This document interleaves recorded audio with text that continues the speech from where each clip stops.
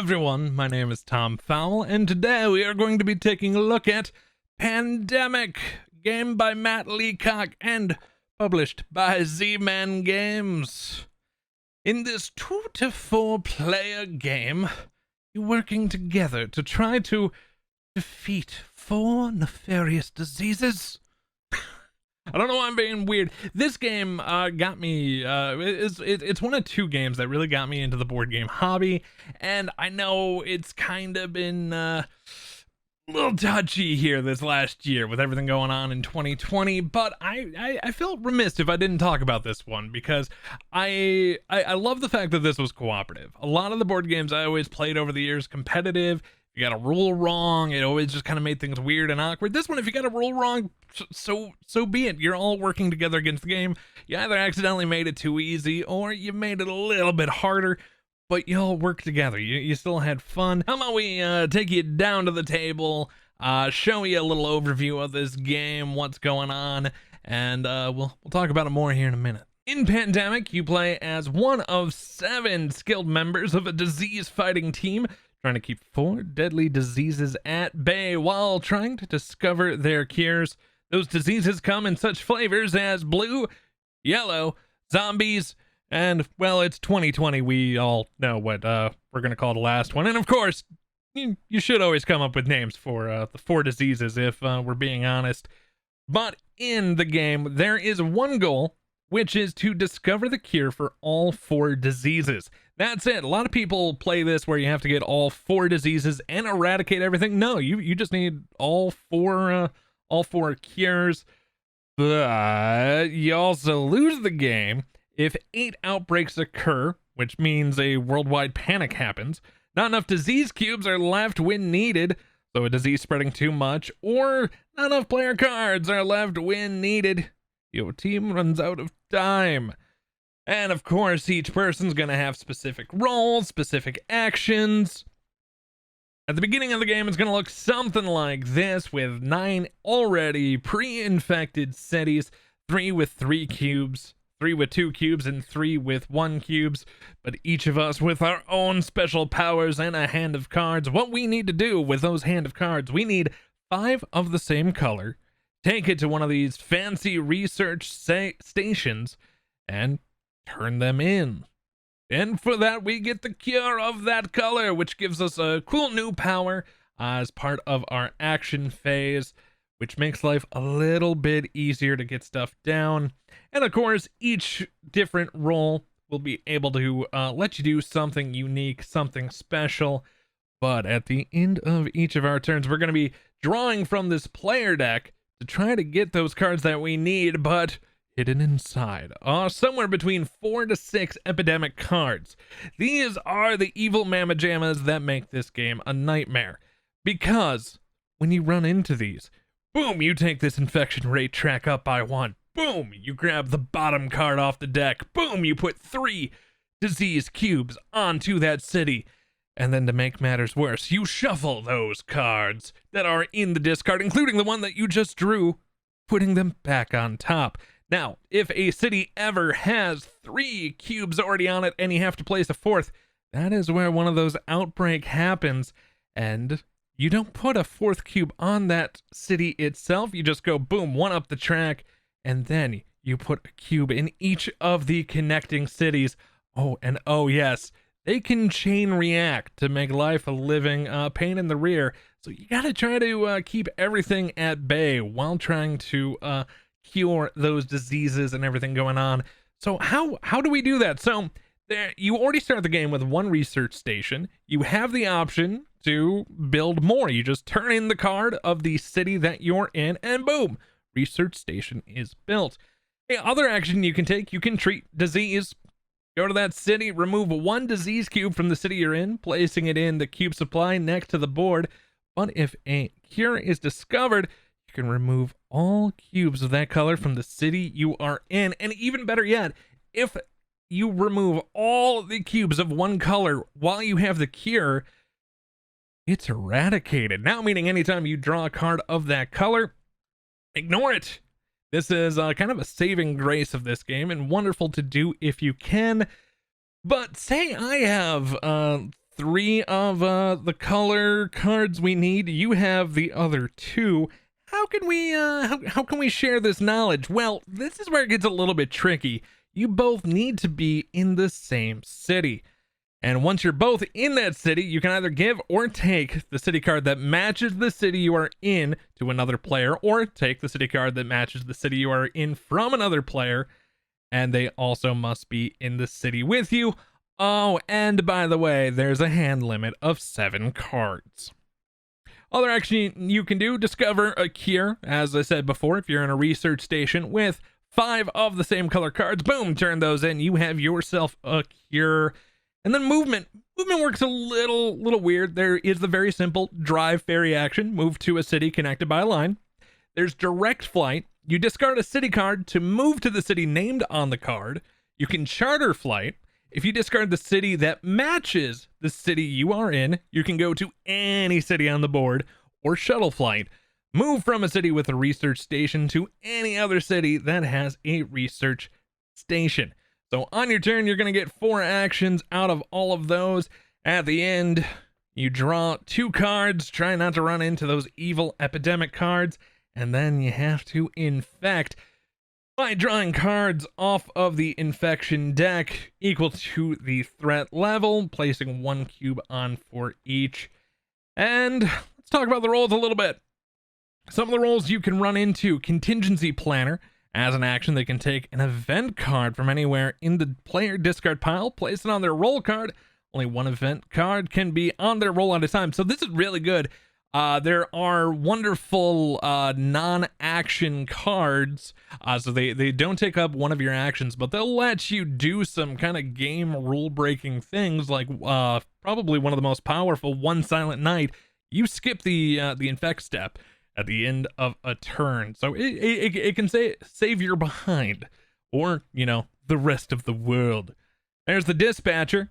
As an action, move any pawn to any city containing another pawn, or move player's pawn as if it were their own. Of course, you have to agree with everything going on to make it happen, but they're great for getting folks moving around. And the other 2 that we're going to talk about is the Medic. They work as if there is a cure already. They can remove all cubes, not just 1 of the same color, when doing that treat disease action.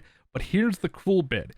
If the disease has been cured, they automatically remove all cubes of that color from a city simply by walking into it or being there. Like they part the red cube sea on their way through. And even if you can team up that Dispatcher and Medic, if the Dispatcher moves the Medic, the power still works. So they're such a great combo, for being honest. The other one I'll tell you about is the Scientist. Very simple power. They only need 4, not 5 city cards of the same disease color to discover a cure for that disease. They pair up nicely with a nice Chianti or a nice Researcher, which when doing the share knowledge action, the Researcher may give any city card from their hand to another player in the same city as them. Now, without this card having them match the city that they're in, which is wonderful. The downside is it has to be from their hand going in. They can't take. That's the only little caveat. We do have the Quarantine Specialist, who is actually pretty awesome, as well as the Operations Expert, but we'll let you get into that on your own. But that's Pandemic in a nutshell. So yeah, that's kind of the game in a nutshell. You go till you win or till you lose here in Pandemic. Now, Pandemic does have a few other varieties, expansions. I haven't played those. To be honest, I like the base. And it's one of those, normally if you like the base, maybe you try throwing in an expansion. I haven't. I have, however, played Pandemic Legacy, Season 1, Season 2. I have Season 0. I don't know if it's behind me at all. There's Season 2 right there. I haven't, but with everything going on in 2020, I haven't gotten a chance to play it with my game group. Hopefully I can do that soon. And as I said on the top, I really liked Pandemic the first time I played it. It's what kind of drew me into this hobby and what kind of started this collection I've got going on behind me. It's just I didn't know games could be cooperative, that you could work together. This one, the couple of nuances that I know even myself I struggled with when I was trying to learn this is the cards and movement of, oh, we have to be in the same city to trade that card unless you have the one who can share knowledge, or the, oh, if I want to go to that city, I discard that card. If I'm in that city, I can go anywhere. It's just a little, it's not that hard, but it's kind of weird to get your head around it right away when you're trying to learn this. And I noticed that little bit kind of scared people off just a touch. And if you think the people that you're playing with would kind of struggle with a little bit of that, a couple other games that Matt Leacock did, Forbidden Desert, Forbidden Island. Those would be great. They're a little bit simpler to get into, but still challenging. This game is still tough at the end of the day. And depending on how many epidemic cards you put in, you kind of go from easy to standard to difficult, like the 4, 5, 6, depending on what's in there. And you shuffle it in a way so it spreads it out throughout the deck in a very fair it is legit fair how you put it in, how it's split across, so you don't run into like all 5 or 6 or 4 back to back to back. It's split up throughout the deck. I like that rule a lot. The other caveat with this game is if you're playing this with someone who is what we call a table captain or a table quarterback, it can be rough. Someone who takes your turns for you, in a sense of, oh, I'm sitting here with these cards. Okay, I'm looking at this. I want to try this. And they immediately go, no, you need to go here. You need to do this. You need to do that. Asking for help is one thing, but someone kind of bullying you down that is trying to take over your turn. Now, while you're learning something, someone giving advice, trying to help out a little bit, isn't a bad thing.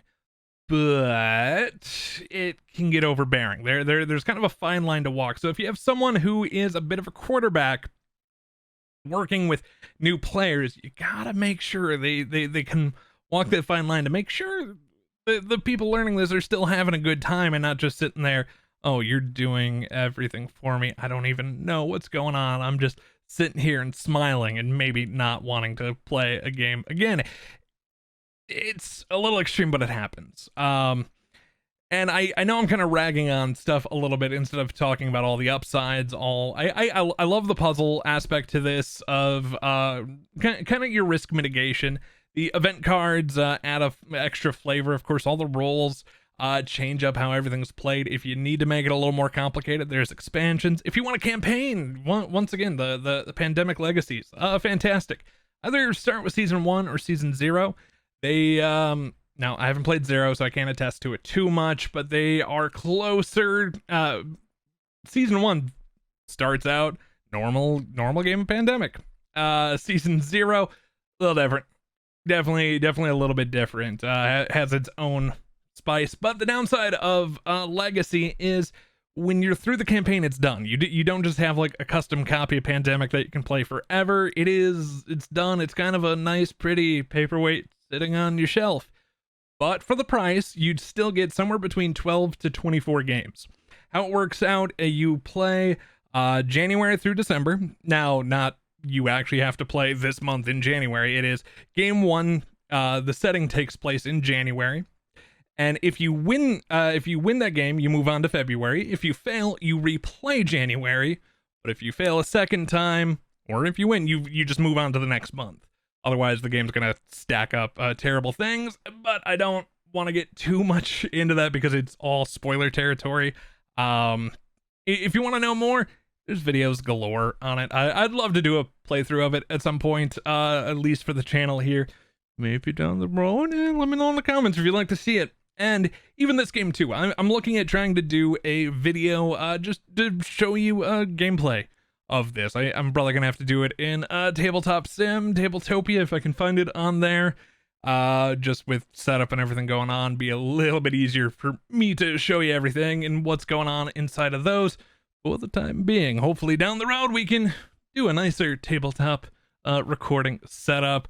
But yeah, that's kind of me ranting and raving on Pandemic. This is a game I recommend to folks.